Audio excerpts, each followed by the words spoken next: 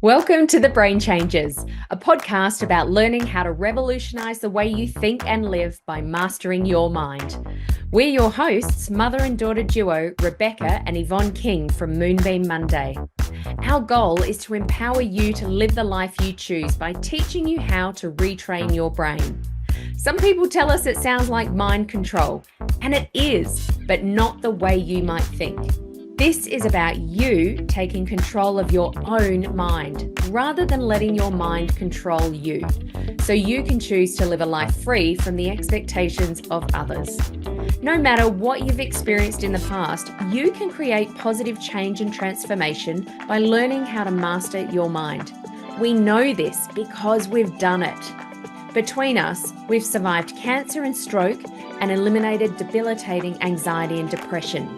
We've turned our pain into purpose through the power of our mind, and we're now here to support and guide you to do the same.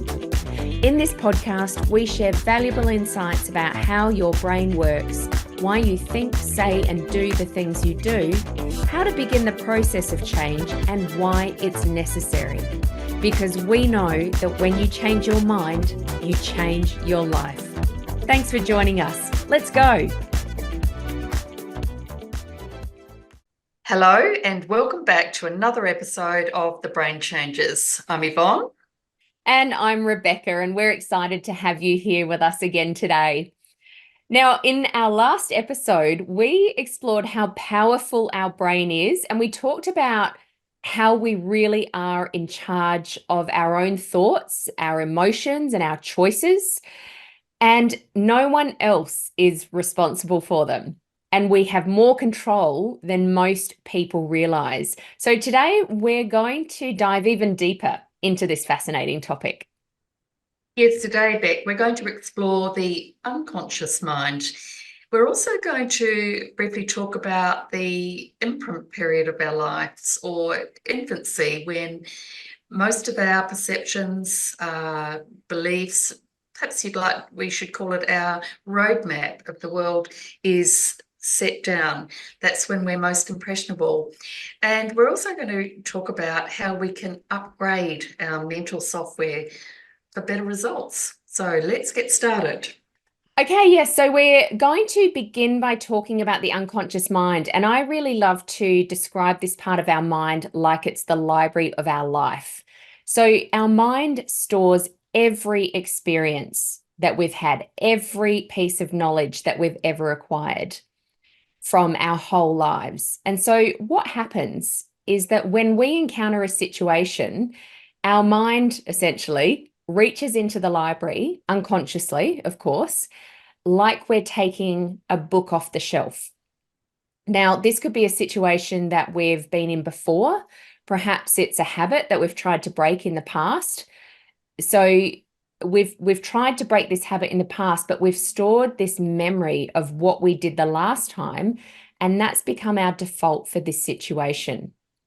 So it doesn't matter that we've made a conscious decision to change something this time, because our unconscious mind already has a plan based on what we've done in the past, that memory or that pattern that we've already had. And that's because approximately 95% of thought, emotion, and learning occur in the unconscious mind. So what this means is that it's occurring without our awareness. And that's what we talk about in terms of being conscious.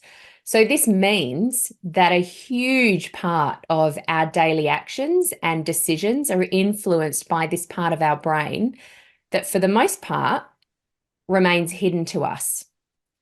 And so given that 95% of the brain is unconscious, or the mind is unconscious, 5% of what we think, say, and do is conscious. Only 5%.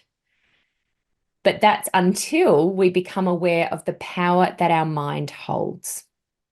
That's incredible to think of it, that we're basically using or aware of 5%, Yeah. or in other words, a very small proportion of our thoughts and actions. That makes me think of, sometimes when I've been driving somewhere Yeah. I arrive at my destination, but I have no real recollection of how of every part of the journey on the way because I'm sort of in automatic pilot mode. Yeah. So what you're saying, Beck, is that's our unconscious mind at work managing the routine tasks. And this, I guess, leaves our conscious mind free to think about other things. Mm. So you've got to ask, where does all this information come from?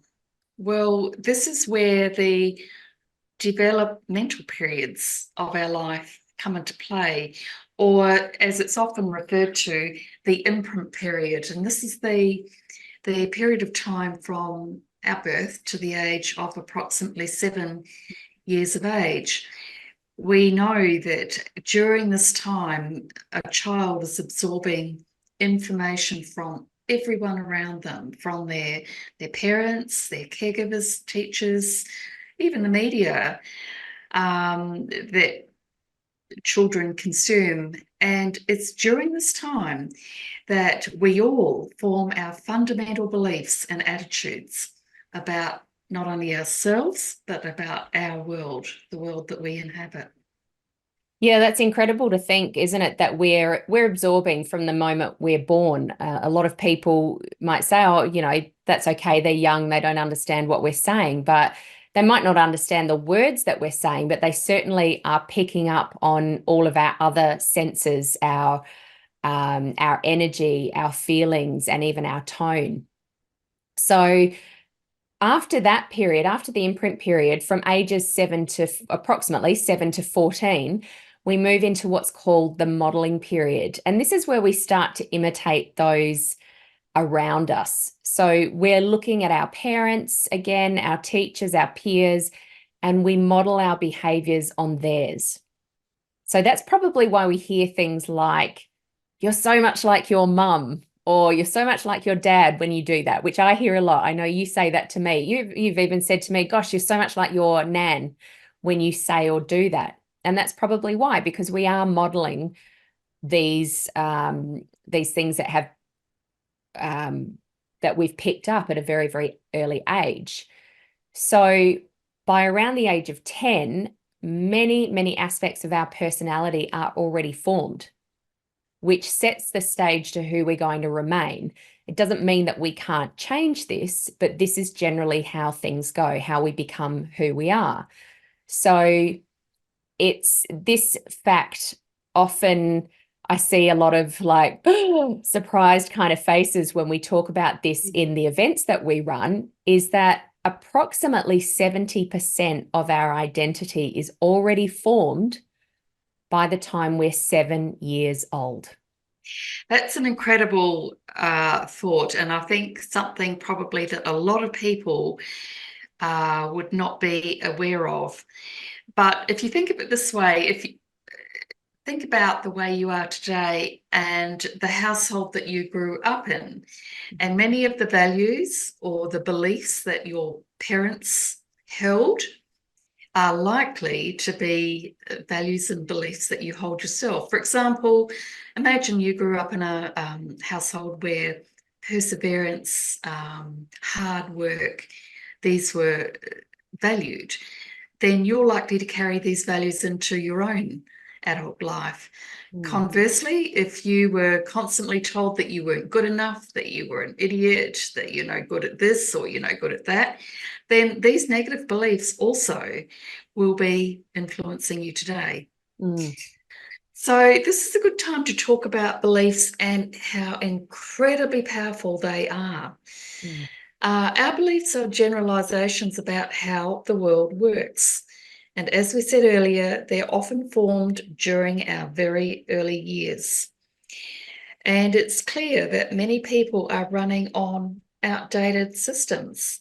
It's mm. like using old software on a computer, which is why they can't get the results they want. You imagine if we were still trying to run today's programs on our computer on the early computers like Amstrad, Yeah, that was our first computer. yeah, It's just impossible to do. You can't do it. that's right. Yeah. So that's a very good way of thinking about these beliefs and habits that we bring into adulthood. Are they still serving us? Are they something that we should still be running our lives with? Yeah, I love that analogy. And mobile phones just came to my mind when you were talking about that because, how often do we upgrade our mobile phone? Mm. There's certain companies that are really great at bringing out new designs and new features on our phones. And on average, I'd say most people update their phone or upgrade their phone every 2 years. Yeah. So we will spend a heap of money on upgrading our phone because most of us are pretty attached to our phones. Our life is on our phones these days. And yet we don't put as much time and effort and even money into upgrading the software that's in our head, which is much more powerful than a phone. It can completely change the way that we think, can change the way that we live. So I really love that analogy. And, going back to that computer or even the phone analogy, when we want our computer to do something, but it just won't work, it's really, really frustrating. And, you talked about why we can't get the results that we want. And this is why, is because exactly like you said, our software is outdated. So, here's an example of how that might play out for somebody. So you gave us some examples about children. So imagine a child that was often told that they're not good at math. So they might develop a belief that they're inherently bad at math. So even if they've got the potential to excel in that particular area, this belief can hinder their performance through their education and into their career.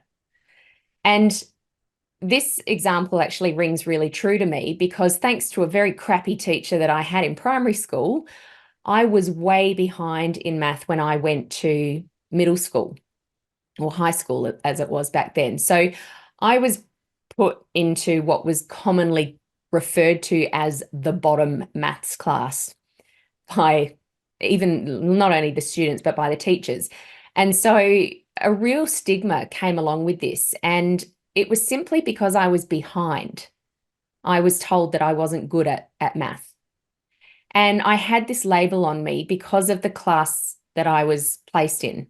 But what I learned as I got older, once I'd actually left school and left, math classes behind me, was that I'm actually pretty good at math. Simple math. I don't love algebra or anything like that. But if I'd been nurtured in those classes rather than labeled, I quite possibly would have had a very different outcome. And I may have even followed a different career path. So that's just one example. And I'm sure everybody listening can probably think of one. I'm sure you've even got one, probably surrounding art, if that had Yeah. been nurtured. So, if we're taught about things like that, if we're labeled with things like that, it can really shift the trajectory of our life. Well, it can. It's the same as, how often have you heard people say, I'm no good with money. Yeah. I'm no good with this. I'm no good with that. Um, that really is just a belief that has been passed on to us. And the unnecessary thing about that is that it unconsciously sabotages Mm. our success in life. So the thing about these outdated beliefs is that they can really limit our potential and keep us stuck in unfulfilling patterns. How Mm. often in your coaching work back do you hear people say they're stuck? Yeah. They're stuck in a pattern, Yep. or which means that they're stuck in beliefs about something in their life.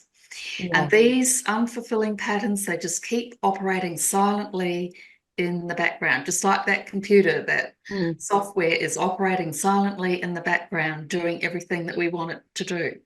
Mm. So it's these unfulfilling behaviors or limiting behaviors and beliefs that are influencing our decisions and behaviors without us even realizing it, because they're coming from the unconscious mind. So Mm. this is what we're all about changing. Yeah, that's right. And we talk so much about this. And you're right. I hear that word stuck all the time. It's very, very common. It's one of the first words that a lot of people mention to me when they come to coach. And these most of us have these limiting beliefs. In fact, I'm going to go out on a limb here and say all of us have these limiting beliefs and these patterns running in our unconscious mind. And this is why we talk a lot about becoming conscious. You know, it's part of our brain model that we'll talk about in a future episode. But becoming conscious, until somebody comes into our sphere to even introduce us to the fact that this is a thing and that it's possible, we're not even aware that this is what's happening. So with these patterns that are running in our unconscious mind, when we decide to make changes in our lives, we usually start with what we can see around us, consciously. And that's usually changes to our environment, changes to our skills, like updating our skills, and changes in our behaviors, isn't it? That's right. For example, that might mean that we attempt to change our environment, which might mean that we consider moving to a new city or even a new house, or renovating our home, or just even rearranging our home or our workspace to in the hope that it will promote better productivity, Mm. because a new environment can give you a fresh perspective and help to change or break old habits, can't it? Yeah, absolutely. I know whenever I move my furniture around or paint my walls, which I do often, and I've done this since I was a kid, haven't I? You But when have. I I was always moving my bedroom furniture around. But when I do move my furniture around, when I paint my walls, I feel refreshed and I feel energized. But in all honesty, it doesn't last because I haven't made any real lasting change. I've just changed the things around me, what I can see.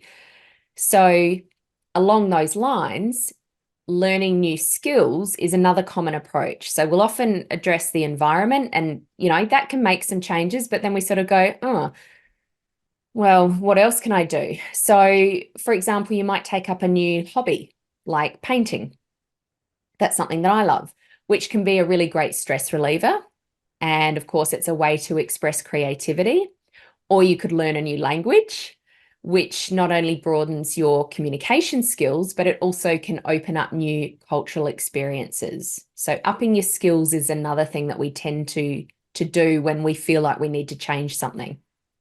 That's true. Or we could consider changing behaviours, which might involve maybe adopting a healthier lifestyle, such as starting regular exercise routine, perhaps practicing mindfulness, or improving your diet. Hmm. These changes can have a significant positive impact on your physical and mental well-being.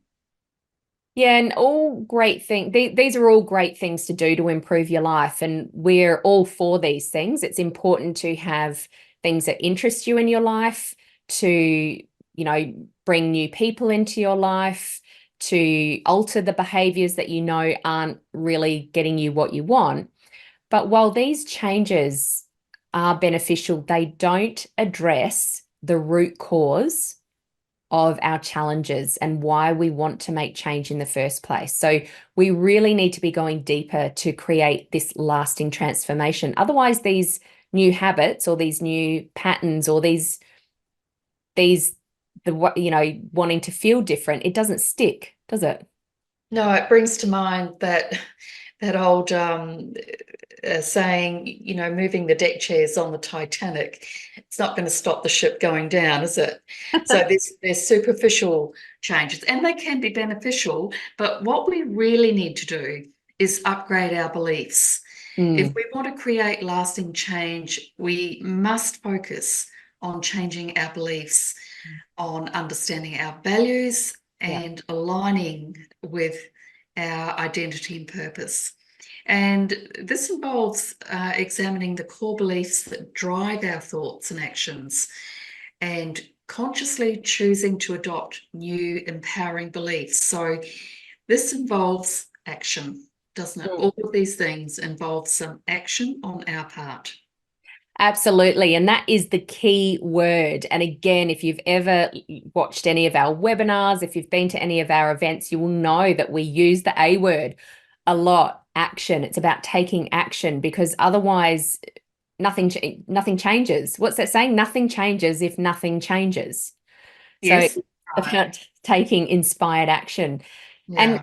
we're really going to focus on those things like beliefs, values in our next few episodes, where we're going to dive a lot deeper into these because they really are crucial aspects.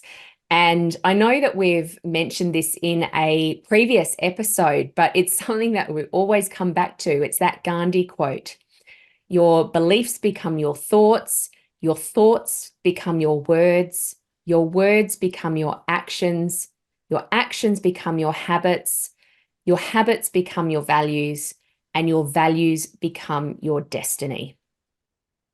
That is so true. So, Beck, armed with this knowledge, we can aim to upgrade our internal software for better results in life. So, that means that we can start to make changes to the way we think and the things that we believe. This is going to get us the results we want Mm. rather than the results we're getting by default and that perhaps are not serving us well. That's exactly right. And they're not giving us that life that we ultimately envision for us, or envisioned and have perhaps lost along the way. Hmm. Yeah. So that does bring us to the end of today's episode. Short and sharp, we're all about the conscious and the unconscious mind. We hope you've enjoyed learning more about how your mind works and the importance of becoming conscious of what you think, say, and do. Because understanding this can really lead you to making these lasting changes and transformation in your life and to see the world differently. So thank you once again. We're the Brain Changers. Thanks for tuning in. And remember, when you change your mind, you change your life. Thanks for listening to this episode of The Brain Changers. We hope you've enjoyed the conversation today. Please like and subscribe to stay up to date with all the latest episodes. Our mission is to reach as many people as possible to help them revolutionize the way they think so they can change their brain and create profound transformation. Please help us broaden our reach by sharing this episode with someone you know will benefit. And remember to tag us on socials at Moonbeam Monday and leave a review. And remember, when you change your mind, you change your life. We'll catch you next time for another episode of The Brain Changers.